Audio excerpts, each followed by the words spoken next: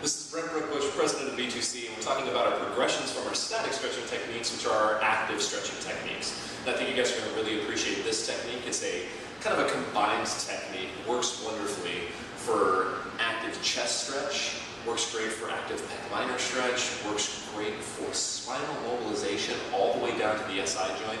And in some individuals who are really tight, we even get a little bit of active piriformis stretch. I'm going to have Vinny come out and help me demonstrate this. We start with just a foam roll, or even a half foam roll, or a medicine ball, something about this height. You'll see why the height is important.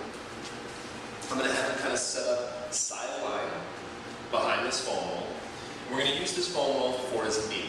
So Vinny's going to bring his knee up to 90 degrees of hip flexion. He's going to put his foot just above his knee with this leg straight.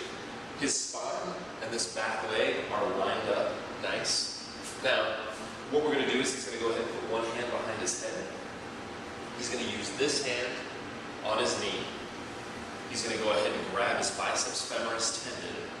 So this hand is really pulling this way. One thing I don't really want you guys to do is push down on this knee, because that can cause a lot of torque on the spine. You'll see what I'm talking about when we start this technique.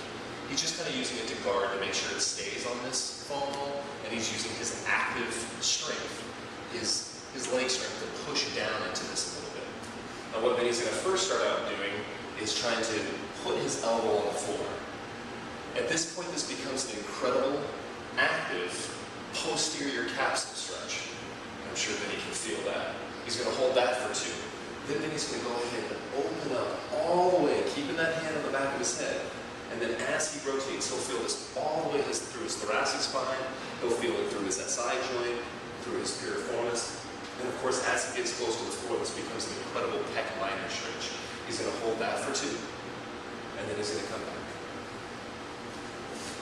Now just kind of going back to this foam roll, guys, I've seen people try to attempt this on the floor. If we added up optimal extensibility of the hip, optimal extensibility of spinal rotation, optimal extensibility of scapular retraction, and horizontal abduction and external rotation of the shoulder, all of those combined still wouldn't get us to a point of the knee on the floor and the elbow on the floor. So I don't want people going for hypermobility.